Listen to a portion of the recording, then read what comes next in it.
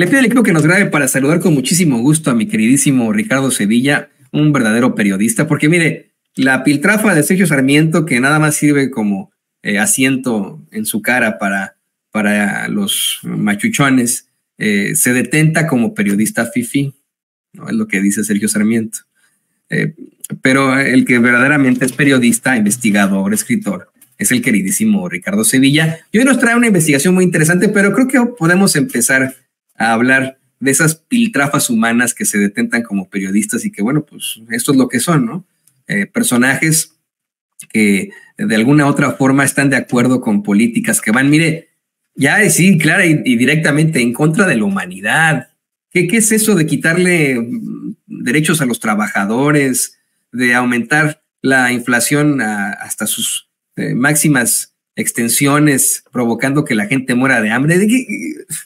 Querido Ricardo, te saludo con cariño para ti, pero con indignación por esas imágenes al ver cómo Sergio Sarmiento pone la cara para que se siente en ella el locote que está destruyendo Argentina, Javier Milei. Saludo, querido amigo.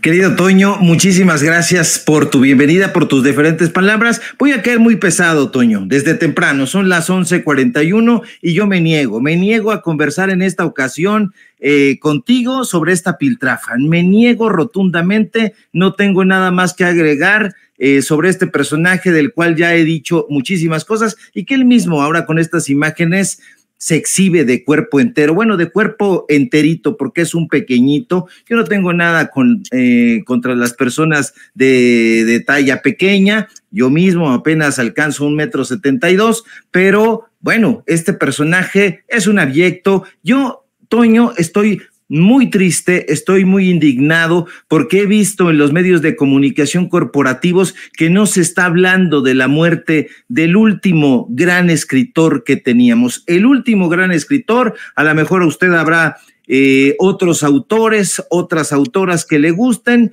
pero el último gran escritor murió el día de ayer. Me estoy refiriendo al gran José Agustín, que no fue miembro del Colegio Nacional, que no fue miembro de la Academia Mexicana de la Lengua, y perdóneme el exabrupto a las 11:42 de la mañana, pero esas fueron chingaderas. Muere José Agustín, no hay una sola portada en los medios de comunicación corporativos que tenga como su nota principal a José Agustín. Está en notas secundarias, ahí perdido, me decepciona y voy a caerle muy mal a las personas de ahí de La Jornada, pero ni en La Jornada le pusieron ahí una nota ahí secundaria al calce. Pasó sus últimos años el gran maestro Agustín, Toño, si me permites hablar un poco sobre él, en Cuautla, porque su padre, que era piloto aviador, vivía allá.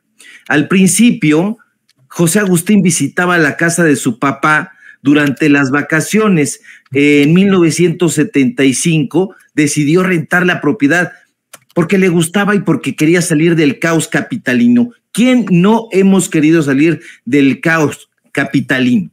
Pero fíjate, 2 años después, en el 77, José Agustín logró comprar lo que era el refugio de su padre. Recuerdo que en aquella época, en una entrevista, José Agustín dijo: me cayeron 4 becas en Estados Unidos, regresé con una muy buena lana porque él era autor que hablaba desenfadadamente y le compré la casa a mi padre.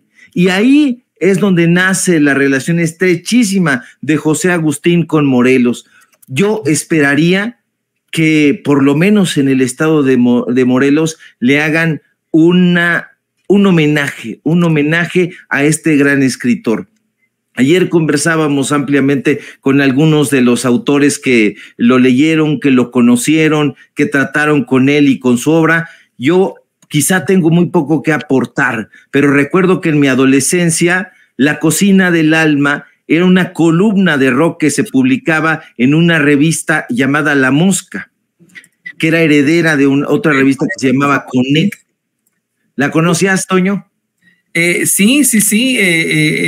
Y alguna vez llegué a ver La Mosca, ¿no? Claro que sí, en su momento. Y tienes toda la razón. Hoy, de hecho, le iba a decir a don David que si nos podía, por favor, poner por ahí el planteamiento que hace hoy el presidente López Obrador porque verdaderamente creo que vale la pena. Interrumpe su conferencia de prensa mañanera. Ya ves que tiene a veces unas exposiciones muy largas. Hoy le dieron un buen rato al quién es quién de las mentiras de la semana y a los avances en cuanto a cuestiones hídricas, pero por supuesto también lamentó el fallecimiento de, como tú lo llamas, el último gran escritor de México, José Agustín. No sé si te gustaría escuchar rápidamente lo que plantea el presidente López Obrador, porque es un llamado a que lo lean los jóvenes ante esta obra literaria que, además de todo, mezcla la cultura con la política, mezcla esta parte literaria con el llamado a la igualdad, a lo que está bien, querido Ricardo. También, sí, eso sí es. Lamentamos mucho el fallecimiento del gran escritor José Agustín. Para los jóvenes,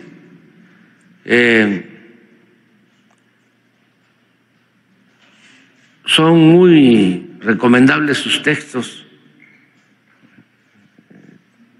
porque mezclaba José Agustín la parte cultural con la política, y escribía para jóvenes. También sus textos, que llamó la tragicomedia mexicana, son de lectura obligada para comprender cómo funcionaba el régimen autoritario y la corrupción que imperaba. Son textos muy buenos. Y un abrazo a sus familiares, a sus amigos. Un gran escritor mexicano. Yo me quedo con lo de la tragicomedia mexicana, porque tiene cosas excepcionales. Qué interesante, Ricardo. Bueno, perdón que lo mencione, pero que intentaban de alguna u otra forma hacer caer al presidente en un 4, decirle, ¿cuál es su obra favorita? ¿No? Pero bueno, tienes toda la razón. Efectivamente, al analizar las primeras planas de los principales diarios, lo traen arrumbado. Tanto el Reforma, el Universal, Excelsior, todo lo traen arrumbado de alguna u otra forma. Me parece que Milenio sí lo lleva como foto, no como nota principal, lo tiene como su foto principal, ahí sí hay que decirlo con todas sus letras, pero efectivamente la jornada lo pone ahí como pues la nota inferior de la portada. En el Financiero me parece que ni lo llevan, ni en el Economista. El Heraldo, que les encanta incluso dar la nota sobre personajes muy lejanos a la realidad mexicana, ahí también sí lo llevan, ¿no? Sí lo llevan en el Heraldo, disculpa, lo llevan ahí como una nota, pero sí, efectivamente, no es algo de lo que estén platicando, querido Ricardo. No están platicando, Toño. A mí me da gusto, fíjate. Yo pocas veces hablo de Jesús Ramírez Cuevas, pero lo veo acercarse al panel y decirle al presidente que sugerirle que hable de José Agustín. Entonces es ahí cuando el presidente López Obrador recuerda y dice, sí, eso es muy importante. A mí me gusta mucho. En esa revista, por cierto, yo logré escribir mi obra más querida de José Agustín, es esta, Inventando que sueño. Vaya obra. Aquí tengo varios, aquí tengo La tumba de José Agustín, aquí tengo Las ciudades desiertas, que también es un clásico que echa a perder Gael García Bernal. Aquí está 2 horas de sol.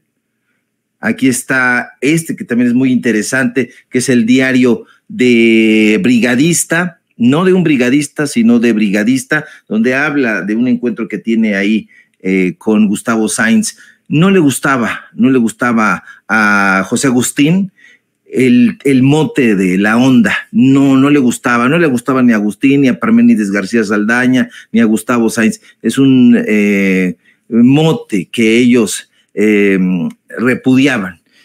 A mí me gusta muchísimo Inventando que sueño, es, si no mal recuerdo, se edita en el 68 y nos remite, Toño, a un México preolímpico en el que muy buena parte de la atención generacional que recorría el mundo puede palparse en estos relatos. Es un libro de relatos. En ese tomo asistimos a la experimentación técnica de un joven que tiene ya una voz literaria con una personalidad propia. Es también una colección de thrillers psicológicos que tienen una hechura impecable. Los críticos en su momento dijeron que no tenía nada que pedirle a los cuentos de Borges, a los cuentos de Cortázar. Sin embargo, hay experimentación, una gran experimentación que lo pone a nivel de los relatos en prosa de un Oliverio Girondo. En fin, yo, a diferencia de lo que dice el presidente López Obrador de la tragicomedia, me quedo más con su obra narrativa. Ayer lanzábamos, y hoy, si me permites, pues también lanzar el aguijonazo, si se quiere decir de esa manera. No tenemos una obra completa de José Agustín, Toño. No es solo que no sea miembro del Colegio Nacional, nunca lo fue, nunca recibió chayote, nunca fue miembro de la Academia Mexicana de la Lengua, no lo requirió, vivía de sus libros, vivía de sus becas, bien ganadas, por supuesto, de los guiones que escribía. Logró escribir el guión de La Pando junto nada más ni nada menos que al gran José Revueltas. Entonces, es una ausencia que es de mucho lamentar, porque era uno de los grandes intelectuales. Además, su conocimiento vastísimo sobre la música, sobre el rock particularmente. De hecho, aquí en este libro de Inventando que sueño, abre con el epígrafe, tiene un epígrafe de los Rolling Stones, I Can Get, ¿no? De Keith Richards y de Mick Jagger. Entonces, él era un gran conocedor. En aquella ocasión en la que estuve en tu programa, Los Datos Duros, que me recordaba de alguna otra forma se me fue su nombre, Joe Hill, creo que es quien escribe Heart Shaped Box, esta obra que traducen al traje del muerto, ¿no? Porque también, bueno, ahí a obras de fantasía le metía muchísimo de la cultura del rock. Sí. Fíjate que, y por que te interrumpa, yo siempre me he preguntado si José Agustín fue, o simple y sencillamente, digno representante de Guerrero y también, pues, de lo que se llama el sur mexicano o Boy Scout. Me viene a la mente esta obra de La Panza del Teposteco, porque ahí en Tepoztlán, Morelos, está este cerro llamado el Teposteco, en el que hasta arriba hay pues unas ruinas muy importantes, ¿no?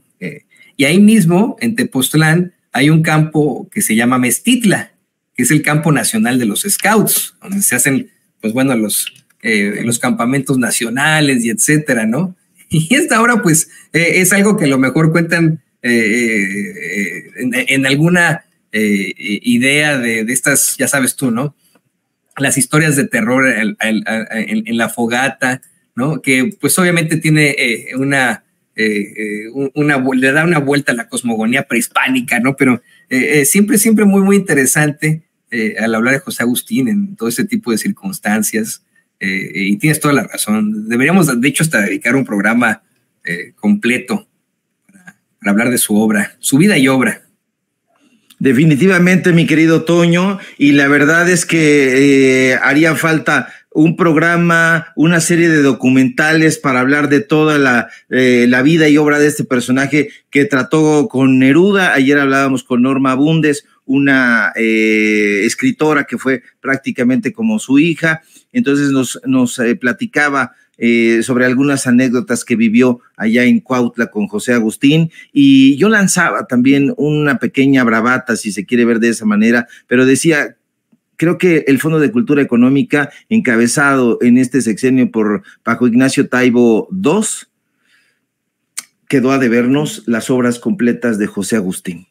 Nos quedó a deber las obras completas de José Agustín. Ahí están publicando a este señor que es como historiador, que no se sabe si es entre Azul y Buenas noches, Pedro Salmerón, ya se me había olvidado el nombre de ese personaje, pero ahí están publicando a Pedro Salmerón, a Rogelio Guedea y a una caterva de escritores de medio pelo, historiadores de fin de semana, pero creo que hubieran abrazado el compromiso de llevar a cabo una edición muy bien cuidada, muy bien curada, de las obras completas de José Agustín.